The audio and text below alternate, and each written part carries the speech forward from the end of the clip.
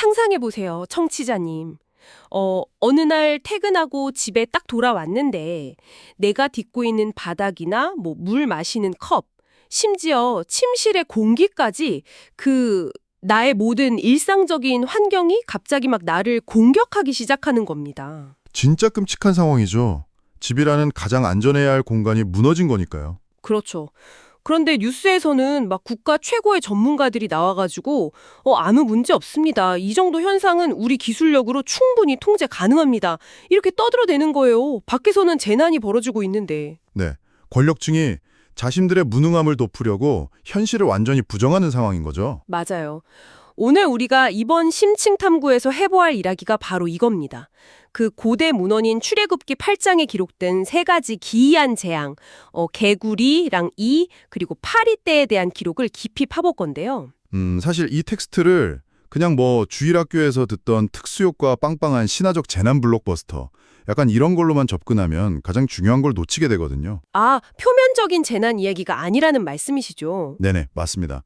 이 기록은 한 국가의 거대한 관료주의랑 엘리트 시스템이 어떻게 붕괴되는지, 또 절대 권력을 쥔 독재자의 그 엄청난 에고가 위기 앞에서 어떤 패턴으로 무너져 내리는지 보여주는 진짜 완벽한 실시간 심리 분석 보고서에 가깝단 말이죠. 와, 심리 분석 보고서요.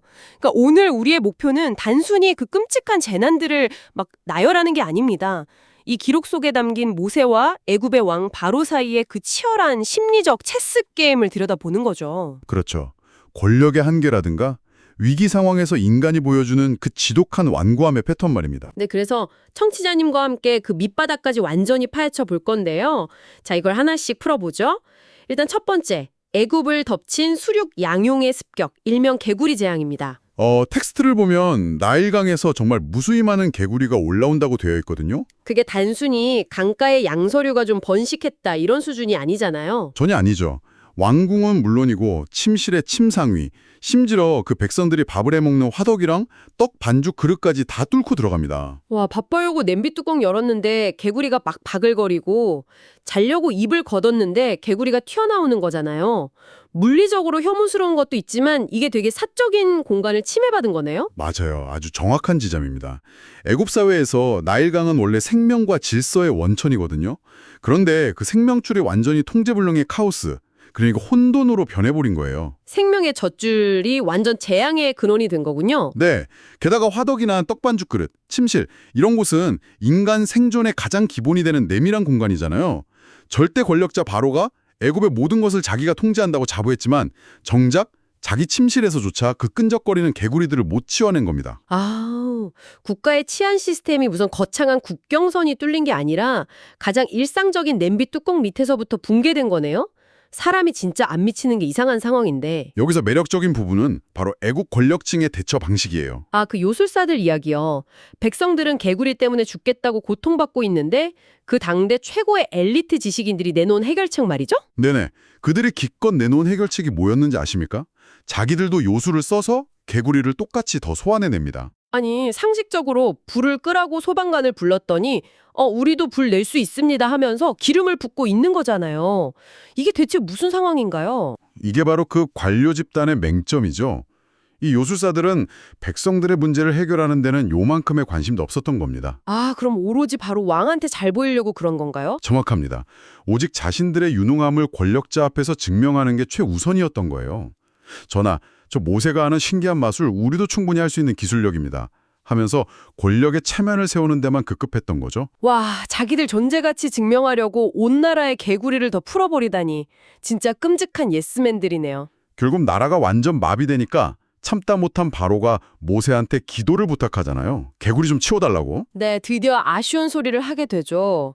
근데 모세가 언제 기도해드릴까요? 하고 물으니까 바로가 내일이라고 대답한단 말이죠.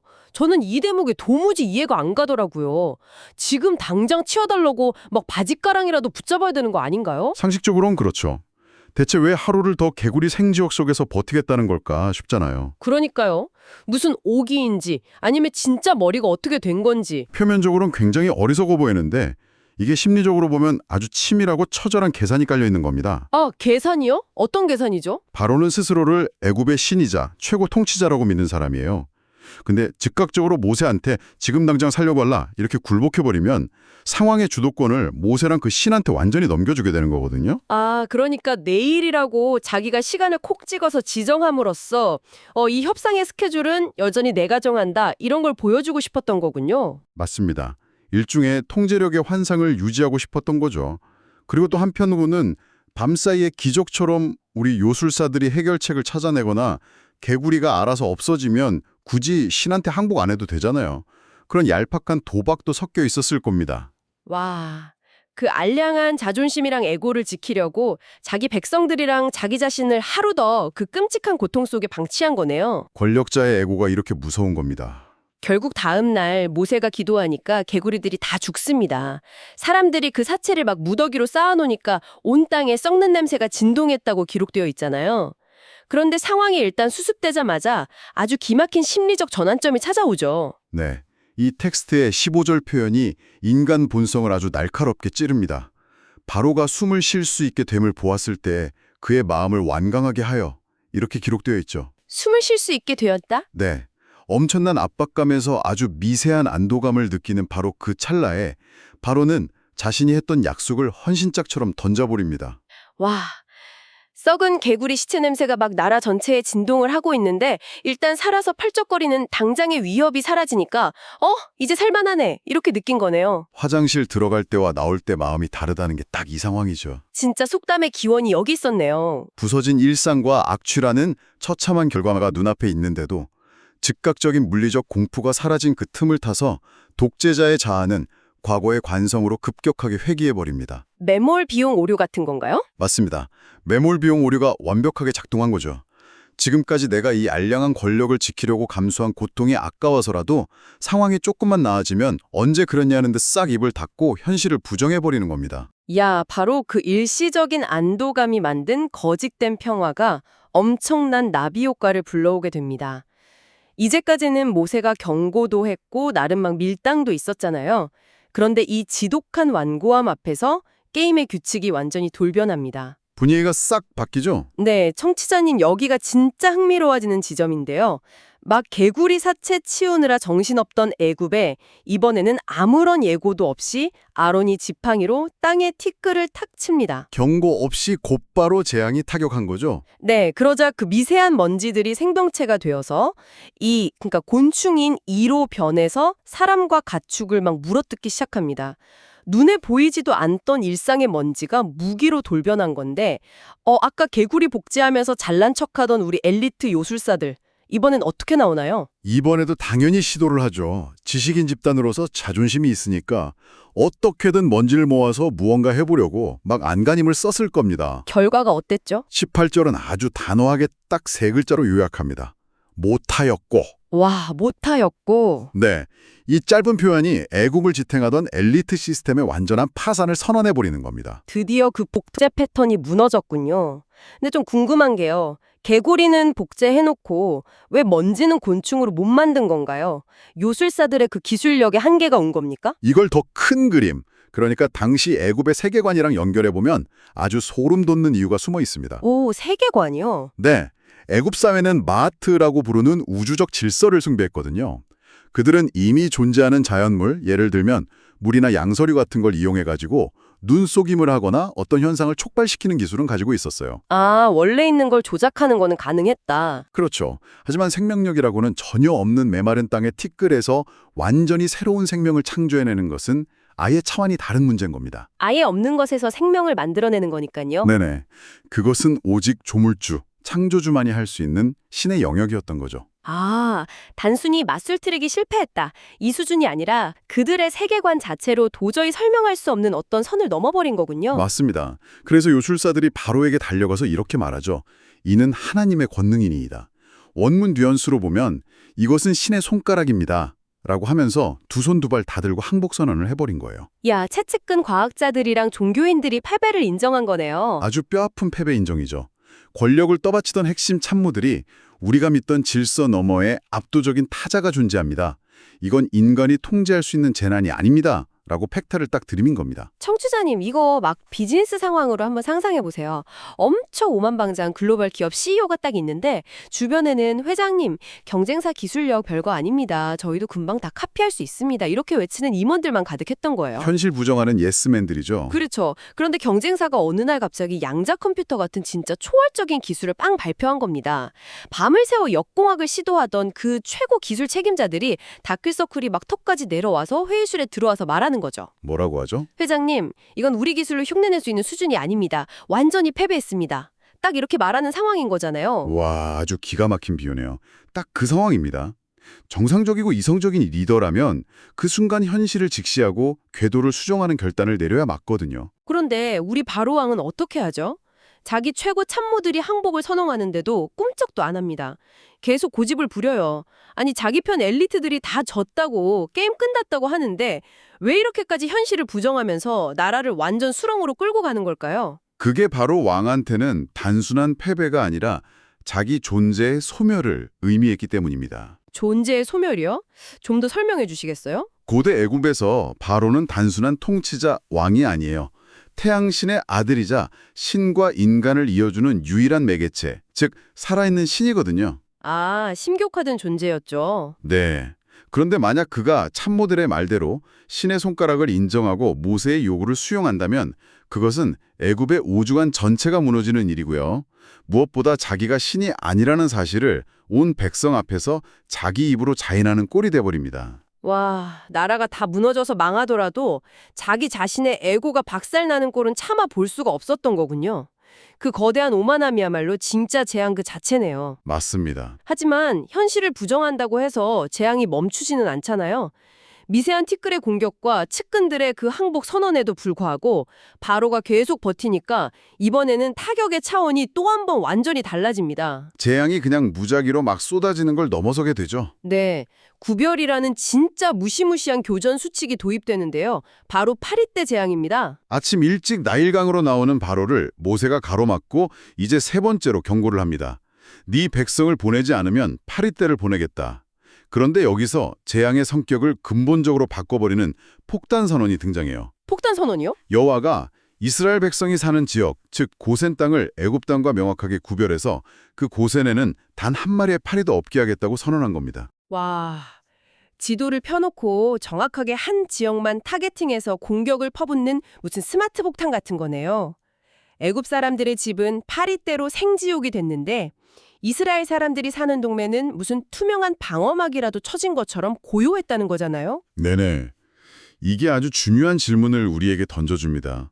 왜 굳이 세 번째 재앙이 이르러서야 이 구별이 시각적으로 명확해졌을까요?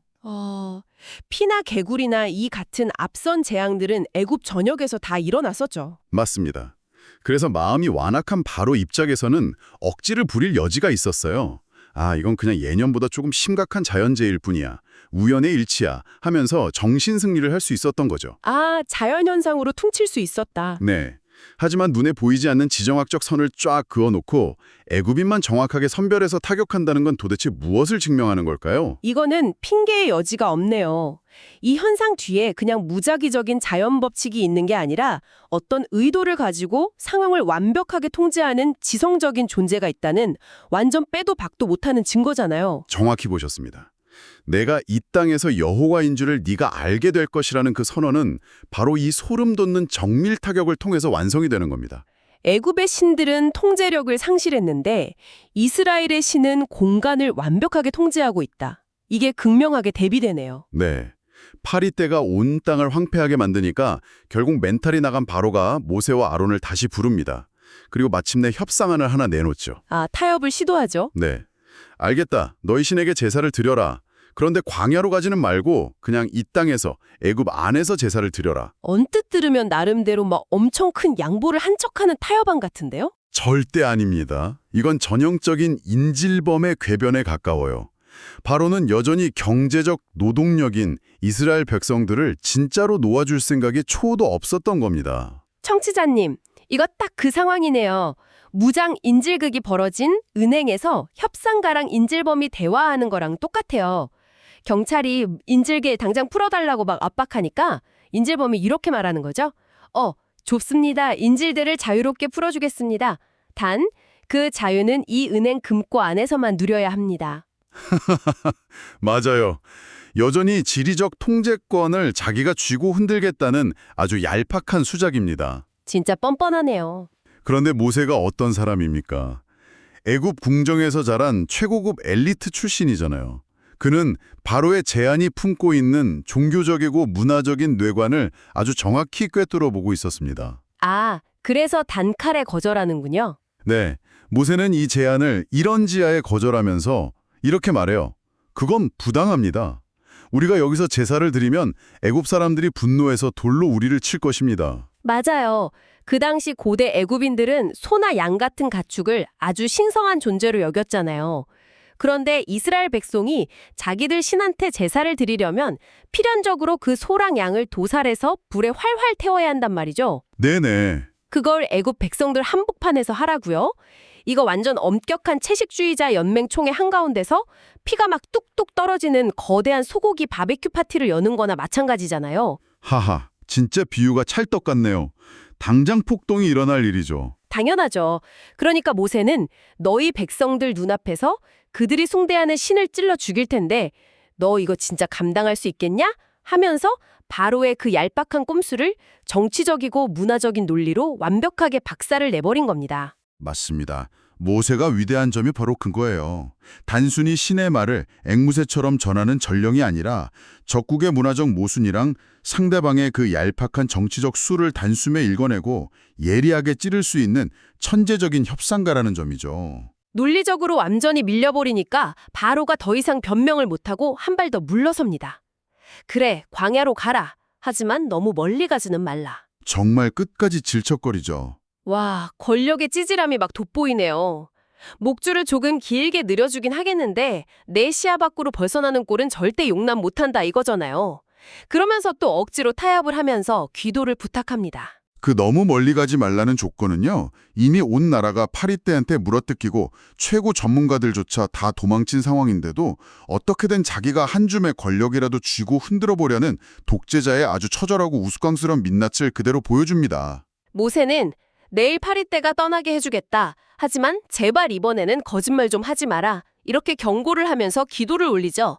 그런데 여기서 엄청 놀라운 결과가 나옵니다. 상황이 중요되는 방식이 다르죠. 네, 아까 개구리 때는 사체들이 무더기로 남아서 악취가 진동하면서 그 재앙의 흔적을 남겼잖아요. 그런데 파리 때는 텍스트 31절을 딱 보면 파리 때가 떠나니 하나도 남지 아니하였더라 이렇게 기록되어 있습니다. 말 그대로 흔적조차 남기지 않는 완벽한 리셋인 거예요. 네, 완전히 깨끗해졌죠. 그러자 바로는 어떻게 하죠? 당연하다는 듯이 이때에도 마음을 완강하게 닫아걸고 백성들을 안 보내줍니다. 정말 한치의 오차도 없는 사이클이요. 위기가 절정에 달해서 내 목숨이 왔다 갔다 하면 막 죽을 것처럼 굽히고 타협판을 던집니다. 그러다가 상황이 해결되는 즉시 다시 자기 에고의 성벽을 높이 쌓아 올리죠. 타인의 고통보다 내 체면이 훨씬 더 중요한 권력자의 완전히 굳어버린 패턴이네요. 맞습니다.